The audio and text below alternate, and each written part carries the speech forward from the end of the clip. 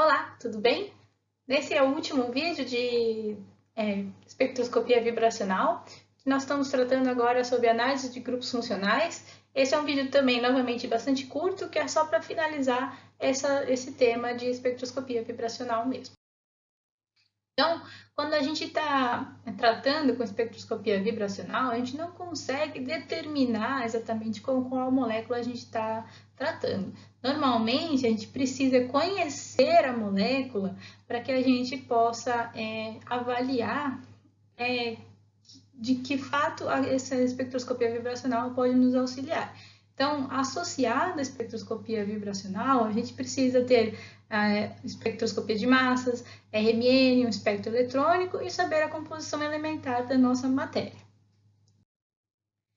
Então, quando a gente está tratando com moléculas orgânicas ou que tenham funções orgânicas junto a ela, nós precisamos analisar primeiramente quais são os grupos funcionais que nós estamos lidando com aquela molécula. Então, a sugestão aqui é que, inicialmente, vocês procurem na região entre 4.000 e 1.500 centímetros a menos 1, que é a região da impressão digital da nossa molécula. Então, nós temos aqui, por exemplo, ligações carbono-hidrogênio com carbono sp3 aparecem entre 3.000 e 2.800 centímetros a menos 1. Quando nós estamos tratando com carbono-hidrogênio sp2, essa frequência vai de 3.100 a 3.000 centímetros a menos 1. Já quando nós estamos tratando com um carbono-hidrogênio sp, essa frequência está em torno de 3.300. O mesmo ocorre quando nós estamos tratando com uma ligação carbono-carbono dupla, que aparece em 1620 e 1680, e carbono tripla de alcinos aparece na região de 2260 e 2100, por exemplo. E nós sabemos com essas tabelas desse tipo aqui, que nós temos intensidades variáveis dessa nossa banda que nós esperamos observar. Então, por exemplo, bandas CH-SP3 são fortes, né? São bastante intensas. Já de SP2 são médias, não são tão intensas assim. Então, o que a gente observa é que essas bandas aqui serão maiores do que as bandas de alquenos, né? Nós também podemos verificar a diferença entre grupos OH e NH, né? Então, por exemplo, NH aparece entre 3.500 e 3.300 e OH aparece entre 3.650 e 3.590. E eles têm também diferentes formas e formatos. Então, a sugestão aqui é que vocês, quando tem o primeiro espectro de uma molécula, observem então a primeira região, entre 4.000 e 1.500 centímetros a menos 1. Então, por exemplo, quando a gente suspeita de um grupo funcional, a gente pensa em procurar por outras frequências que sejam características desse grupo funcional a partir de 1.500 centímetros a menos 1. Então, por exemplo, eu trouxe aqui um espectro de um alcano e a gente vai avaliar ele. Então, primeiramente, a gente observa o espectro de 4.000 a 1.500 centímetros a menos 1 e vamos observar que bandas que aparecem. E a gente observa essas bandas aqui que são bastante intensas, que são de estiramento carbono e hidrogênio, como eu já mostrei no slide anterior. E essas bandas estão na região de carbono sp3. Então, a gente suspeita que tenhamos um alcanos que não tem aminas nem hidroxilas, não tem carbonilas, não tem nitrilas, e então a gente está pensando realmente que é um alcano.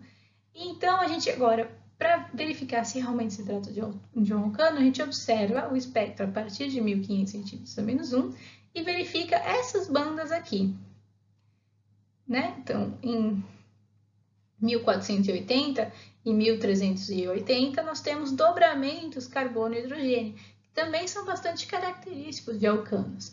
Então, a gente realmente suspeita que nós temos um alcano quando está tratando com um espectro desse tipo.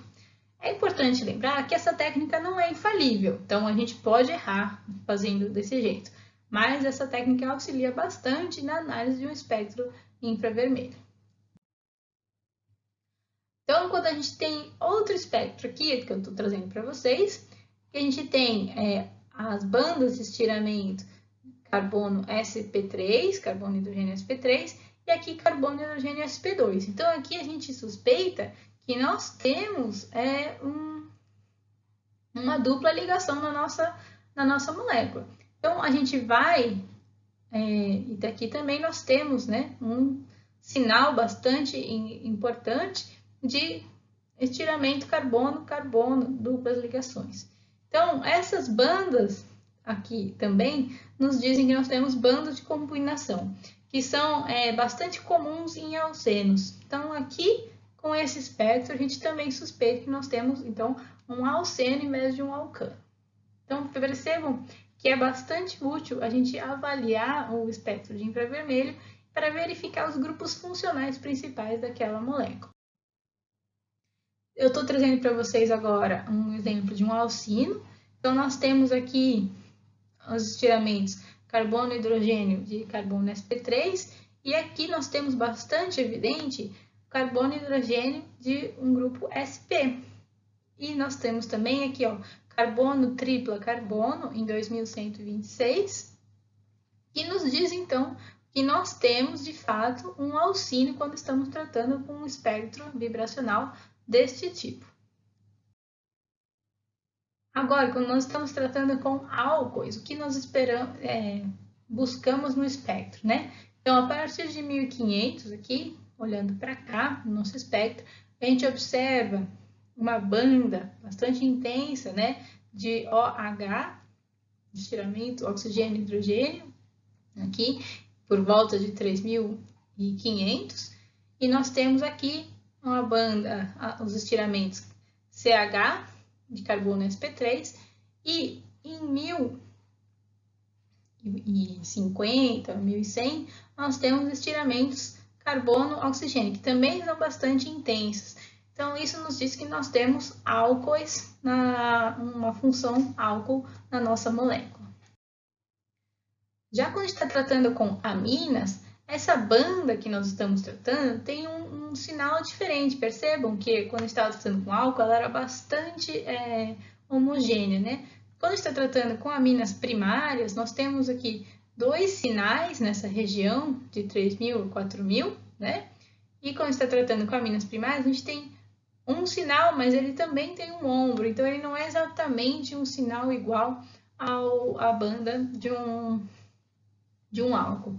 Então, com o espectro de infravermelho, a gente consegue distinguir entre uma molécula de álcool e de amina, e assim por diante. Nós também conseguimos verificar carbonilas, ésteres, ácidos e assim por diante. Eu não vou me estender muito nisso, eu só queria mostrar para vocês como que a gente consegue analisar um espectro de infravermelho. Se vocês têm mais interesse nisso, eu sugiro que vocês procurem livros de espectroscopia infravermelho.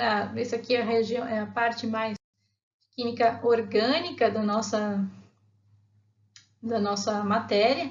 Então, vocês podem procurar livros como Silverstein, por exemplo, tem tabelado os grupos funcionais para que vocês possam analisar o espectro vibracional de vocês. Então, como cada um de vocês vai ter um espectro vibracional diferente durante a pesquisa de vocês, eu não vou me estender muito nisso, só mostrei para vocês uma técnica simples para que a gente possa avaliar o nosso espectro vibracional.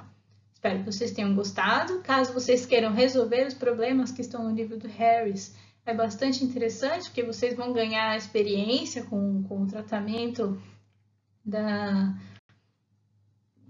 análise de espectro vibracional, e eu espero então que tenham ganhado um pouco mais de conhecimento acerca da análise de espectro vibracional. Até mais! Tchau!